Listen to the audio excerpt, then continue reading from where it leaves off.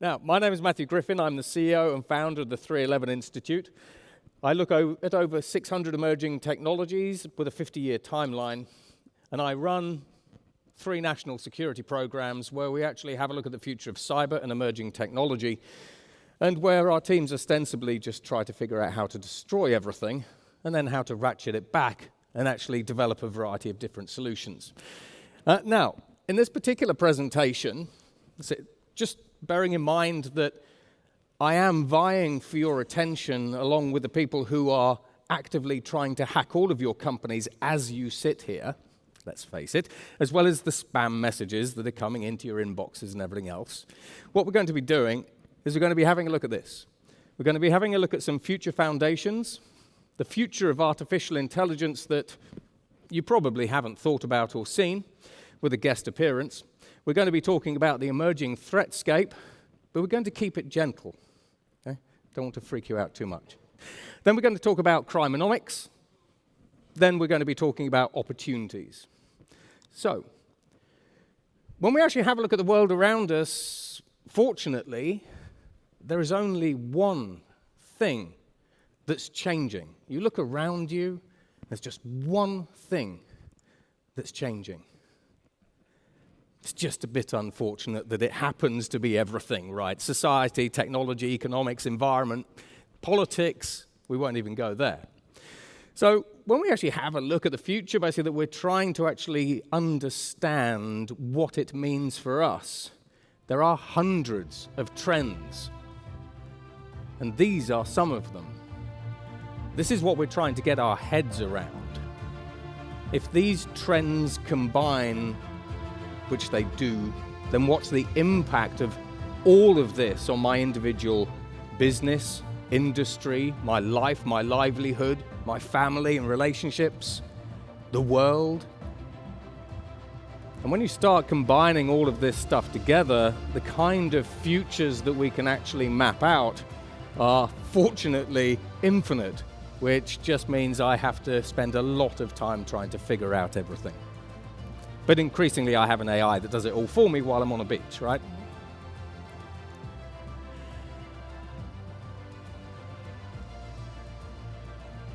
Climate change was up there for like quarter of a second. AI is up there for like quarter of a second. And it's not just you. Your customers and clients are trying to figure out what does all of this mean for us and our vision, our strategy, our technology stack, our partnerships, and so on and so forth. Now, increasingly, we kind of live in this VUCA Max world. We're all familiar with VUCA, or VUCA, as Patrick might say, from being from America. VUCA was the term coined by the US military in the 1970s, but increasingly we're using this MAX acronym because increasingly the changes that we see are massive. They are system level, global. Doesn't matter whether it's politics, environment, economics, they're global. Increasingly, they're accelerating, and then in addition to that, they're exponential. Now, when we think about exponential, we all too often think about exponential technologies. That's kind of where our head actually goes first. However, we are also increasingly changing the world at exponential speed. So in June 2019, Facebook released their cryptocurrency called Libra, or they tried to. And the regulators at the time said, no. However, if Facebook had been able to release their cryptocurrency, they could have had, if they'd executed perfectly, 2 billion people using it by the end of the day, which, in the chairman of the People's Bank of China, the US Federal Reserve, the ECB, and the Bank of England, said it could have changed the world's control of money overnight and the global financial services system overnight, because Libra was a basket of fiat currencies, among other things. So that's the speed of digital. We can create something today, and if we can execute perfectly, 2 billion, 4 billion people by the end of the day could be using it or listening to our opinions about cats. But we're accelerating. We're increasingly moving at the speed of artificial intelligence. And it's partly because of this. So if you step back about 5 years ago and you wanted to create a physical product that changed an industry, or a digital product that changed an industry, you'd have had to have hired large teams. You'd have to have a good level of resources and expertise. You'd have had to have had money. But on the top left here, that is a rocket engine that was designed by artificial intelligence in 6 hours by a company called Hyperganic in Germany. Google DeepMind, along with other biotech organizations, we can develop vaccines because we have done it, not because we're talking theory, in 7 minutes. We have artificial intelligence being used by NVIDIA and Google and others to create artificial intelligence accelerator chips. And then, of course, we have AI writing code. And this is just the tip of the iceberg. If you're getting on a plane tonight, parts of that plane, like an Airbus A320, would have been designed by, not with, an artificial intelligence. So we can create products and get those products to market much, much faster. So everything is accelerating. Now, from a technology perspective, I think the vast majority of the people that I meet around the world, we're kind of back in this scenario, right? Cavemen and women sitting in front of this shiny object. And we aren't really sure what this shiny technology object is. Do we bash it against a rock? Or do we take over the universe with it? Now, when we have a look at things from a technology perspective, artificial intelligence is just one thing on this starburst. This starburst tracks 180 emerging technologies up to 50 years out. So horizon 1, 2, 3, and generation plus 5. Now, what I'm not going to do is I'm not going to go through it. But when we actually have a look at what we're developing in the labs to try to defend ourselves basically from the latest cybersecurity threats as well as physical threats, we have the security piece here. So on the one hand, we are trying to develop artificial intelligence immune systems. We've already seen some of these deployed into the internet, and some of them have already demonstrated, kind of like polymorphic malware, that they're relatively autonomous. We have constitutional artificial intelligence because I have 8-year-olds breaking the guidelines and the guardrails for $90 billion AIs back at home. We have hack-proof code. So this is where we use artificial intelligence and maths to verify the codes and that they haven't changed. We've got the Morpheus computing platform. The Morpheus computing platform is from the University of Michigan. We had 300 of the world's top hackers, gave them direct access to this computer chip that changes what it does, how it does, 50 times a second. And after 3 months, they couldn't hack it. We've got one-time programs. So as we see quantum computers coming through, we have the theoretical OTPs now actually starting to come through. Quantum-safe blockchains, we've got lattice encryption for post-quantum encryption if we need that, and so on and so forth. And then we've also got zero-knowledge proof cryptography, which is increasingly vital in our arsenal as we try to battle the people that are trying to tear us down. And you combine all these different technologies, and you get next-generation products and services. And every industry is being transformed. Every industry is converging. As we digitize industries, all of a sudden an ag tech industry can move into insurance and logistics and mobility. So that makes it more complex, basically, to defend our enterprises. When we have a look at construction, we are 3D printing skyscrapers in Dubai. When we have a look at the energy transition, it's a $92 trillion transition. We are literally trying to rewire the world. When we have a look at finance, we have Bank 4.0, we have automated and autonomous banks coming through, we have fintechs, and then we have decentralized finance coming through as well. And then in healthcare, the breakthroughs in healthcare are truly science fiction-like. We can edit your genome basically while you're in a hospital bed to take away your inherited genetic disease. We can 3D print hearts, kidneys, bones, and other tissue. So the world that you actually think you live in is generally not the world that you actually live in. Now, all of you in this room are increasingly using and embedding artificial intelligence in your business. Traditionally, when we talked about AI in a business, it would be machine learning or robotic process automation. Dumb stuff. Things that are designed, if this happens, do this. Pre-programmed. However, as the AIs that you are embedding into your organizations, and the same with your clients, become increasingly sophisticated and smart, on the one hand, these AIs can now take information in and decide to do something. So are you going through a digital transformation? Or as you start building a brain within your company, are you actually undergoing an intelligence transformation? Now, when we talk about moving at speed, one of the big problems that you have is I can have a 10-year-old create a set of ransomware and they can be after you in 5 minutes. As an organization, as I create new ways to attack you, to tear you down, I act at speed. As a business, you're slow. Now, on the one hand, that's processes, bureaucracy, that's levels of management, it's all those kinds of good things. But we know that artificial intelligence can write code. So when we have a look at adaptive organizations, no one's doing this yet. We see a point in time where your AI brain within your business can see something happening outside of the business, a new market, a new threat, whatever. And then it simply recodes your RPA, your processes, the other artificial intelligences in the software in your business to adapt in real time. So increasingly, we see the technologies coming through that increasingly let your business become essentially a living entity that can identify new things and recode itself in real time.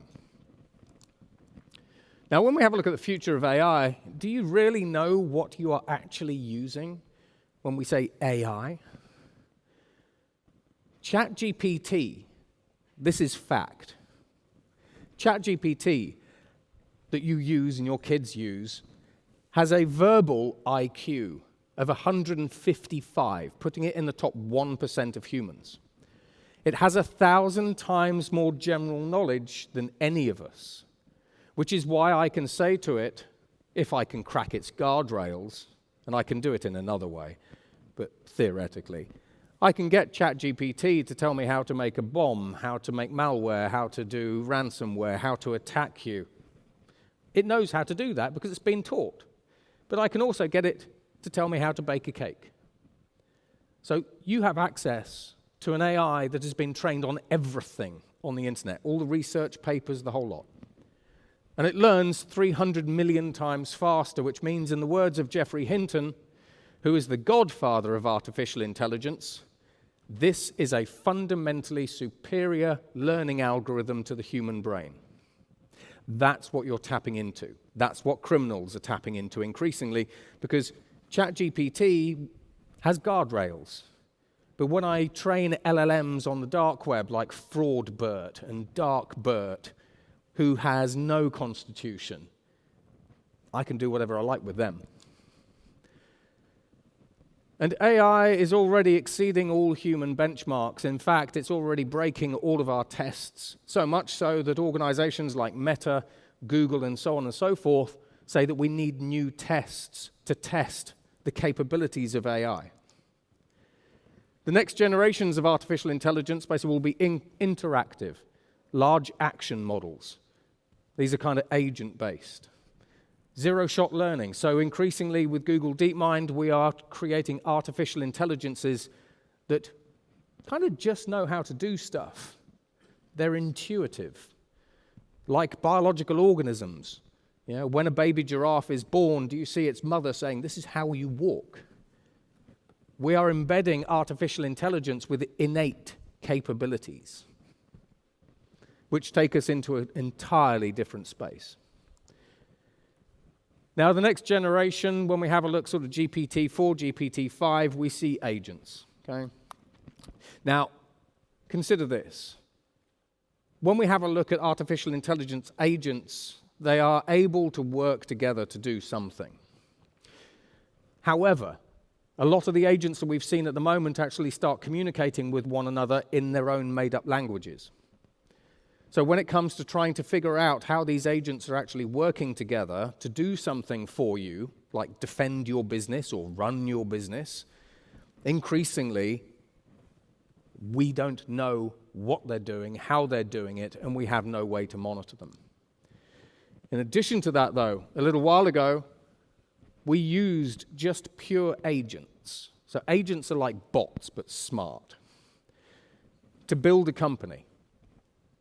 They built a software company. In fact, they actually built 70 new companies, and it took them 7 minutes and cost $1. So AI is already building businesses. Now, I've been talking about this really for about the past 10 years, but you might recognize this chap. He's the chap from, Sam Altman. Okay? This is Sam Altman.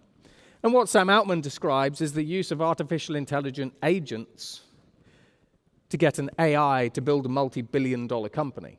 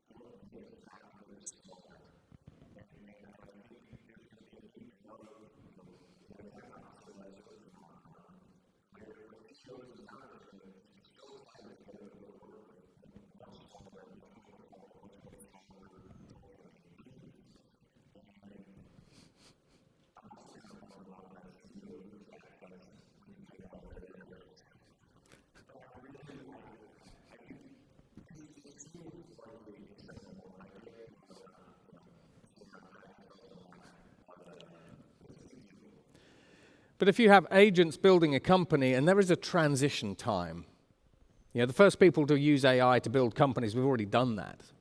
However, over time, basically, we will see this trend, especially basically in entrepreneurs. As your businesses that you're selling to basically actually start using these technologies, the threat surface is gigantic, and there aren't any ways that we can defend against it at the moment.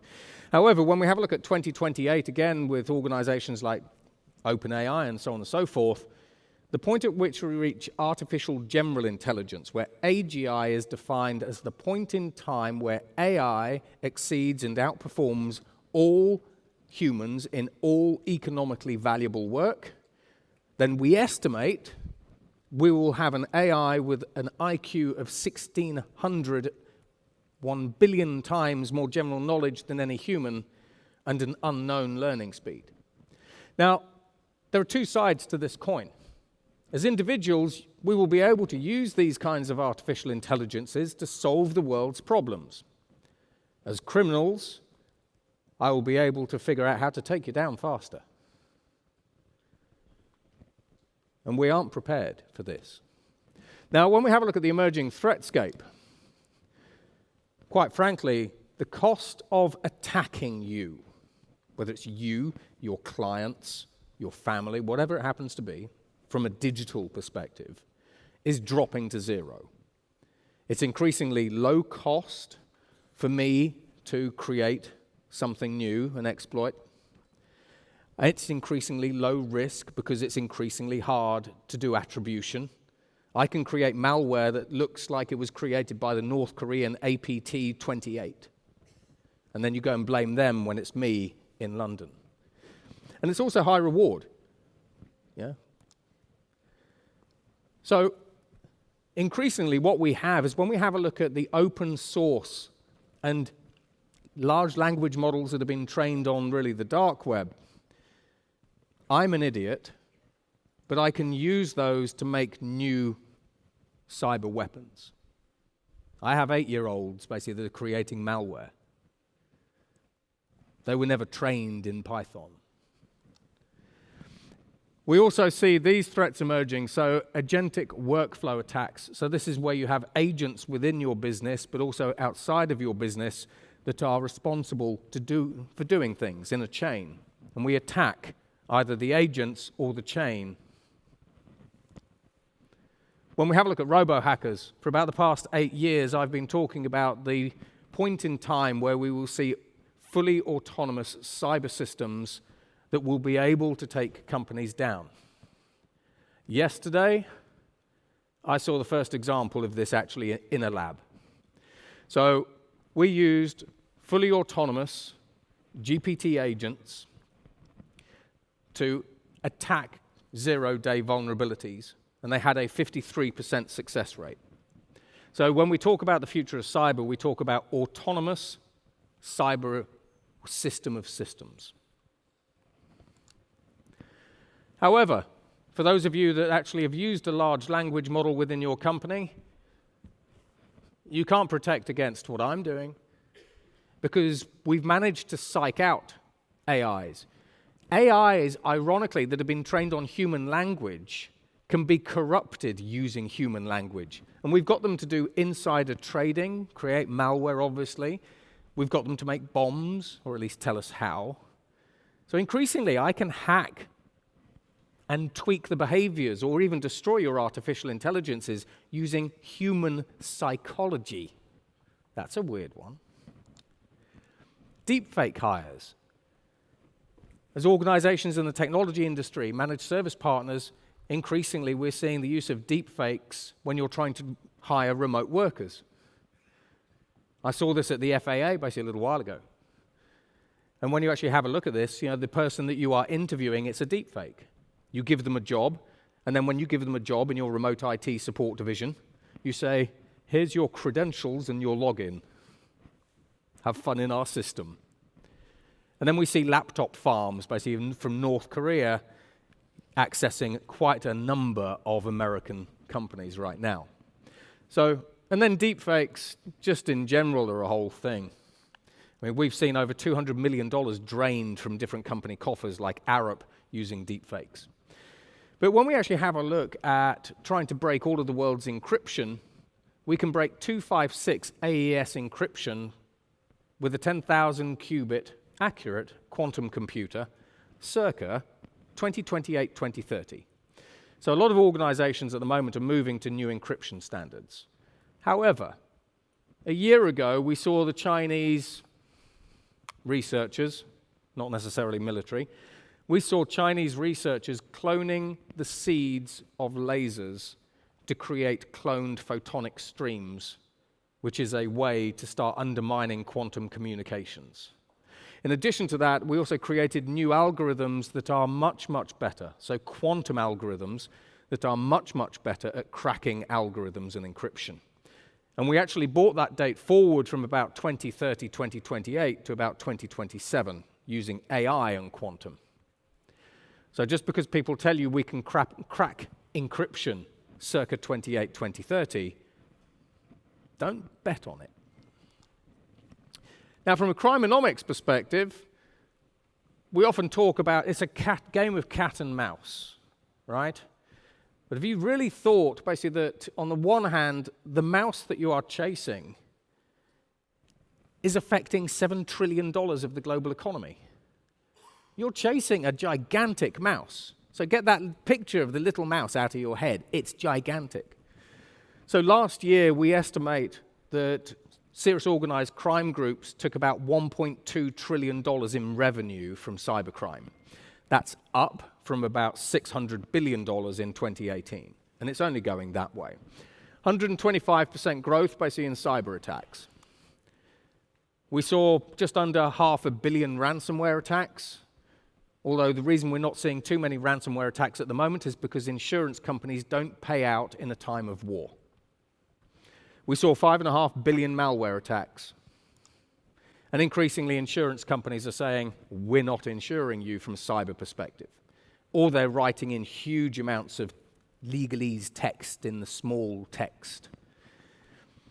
From a company perspective, the cost of defending your businesses is only going to go one way. So you either need to use tech as a multiplier, or you need to do something new. So using JP Morgan as a rather extreme example to prove the point, year on year, JP Morgan sees at least a twofold increase in the number of attacks basically against the organization. Each day, they see 45 billion attempts. That's the whole pot. They spend $12 billion a year trying to defend the bank. They have 65,000 people. Now, at what point, as they see the number of attacks increase, because AI is either helping criminals, or it's automating, or going autonomous, at what point does next year JP Morgan spend $24 billion with 130,000 people? They can't keep it up. Which means this. I have not spoken to a single government or national security agency that does not think decentralized cyber defense works any longer. While I am standing here, my websites and everything else are undergoing about 3,000 brute force attacks, an increase of about 200% in the past few months. It's only going one way. And yet, as a business, I'm expected to defend myself. Here's my CISO, here are my security analysts and teams. There's my SecOps center. Fantastic. It's a sunk cost. And this is where your opportunity is. Because decentralized cyber defense doesn't work, you need to centralize it. This is why we see increasingly all massive tech companies centralizing cyber. So this is the opportunity. On the one hand, you have to collaborate. As you look around the room, it's very easy for you to look at one another and see each other as a competitor. In most service spaces, you are competing with one another for different pots of the customer pie. But when it comes to cyber and security, it's everyone's problem. You should be looking around this room and not seeing competitors in the cyberspace, but seeing comrades and collaborators. You are the best team that you could put together, but it requires all of you, because increasingly we cannot do it alone. When we have a look at information sharing, this comes from the aviation sector. Acting as a single unit, if you start seeing different threats emerge, you should be able to share that with your other MSPs. Because you all become stronger when you start sharing vital intelligence on who's being attacked, how, using what. Secure by design. With CISA in the United States, we've now seen 68 software manufacturers sign up for secure by design, getting rid of default passwords, multi-factor authentication, that kind of stuff. You have to use technology as a multiplier. If you do not use technology as a multiplier, your sunk cost of defending yourselves and your customers will only keep doing this. And at some point, the CFO says, no. Right? We all love the CFOs on the CISO conversation. And then zero trust. But this isn't zero trust as you kind of think, cyber zero trust. This is zero trust in everything. Because we are taking companies down using deepfakes, fake information, whatever it happens to be. This is zero trust in everything. People, artificial intelligences, workloads, information. Complete zero trust. Do this, and you'll be well protected. And then in the investment space, basically, we estimate that by 2026, the cyber opportunity, in terms of revenue, is a $2 trillion opportunity. I work with plenty of investors around the world. How many of you think that next year, cyber is going to be less of a problem? Put your hands up. Next year, cyber will be less of a problem. Exactly. We even have laughing, right? So it's an opportunity. And we have solutions. Now, on the one hand, we've been using generative artificial intelligence to improve the productivity of our SecOps teams by twofold. So we're doing double the amount with the same number of people and resources. Because while criminals have access to all of these incredibly powerful tools, so do you. You just act slower than the criminal, and you need to close the speed gap. That's your main problem. That's bureaucracy, hierarchies, processes, and everything else. In addition to that, we're moving basically from reactive defense. You are all waiting to be attacked. You're all trying to find out if you have already been attacked, right? So with organizations like Lockheed Martin, Northrop Grumman, companies like Fortinet, we're trying to move basically to predictive attacks. So this is where we use artificial intelligence, combine it with typically dark web data, and we see activity in this part of the dark web, and it says, we're looking for some SQL injection technologies or exploits basically for Walmart, and you then go to Walmart and say, we think that this group will use this kind of attack on you, probably here. Now, when we actually have a look at blockchain, Fortinet basically actually went to Euler Hermes and said, based on our predictive intelligence, we think that you are going to lose $250 million from your blockchain protocol. 2 minutes later, Euler Hermes lost $250 million from their blockchain protocol. Now, on the one hand, they got it back, but two things are interesting. On the one hand, they were warned something was going to happen. We have the tech. Time series AI helps us with that. But they could not have reacted fast enough. They couldn't have unplugged the servers and the systems fast enough to prevent it. So there is the speed of detection and there is the speed of response that's also important.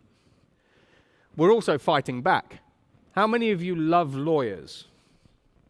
Oh, come on, give the lawyers some love. Okay. Well, if you're not in love with lawyers, unless you're married to one, hopefully, then, frankly, how would you identify and take out a completely anonymous scammer?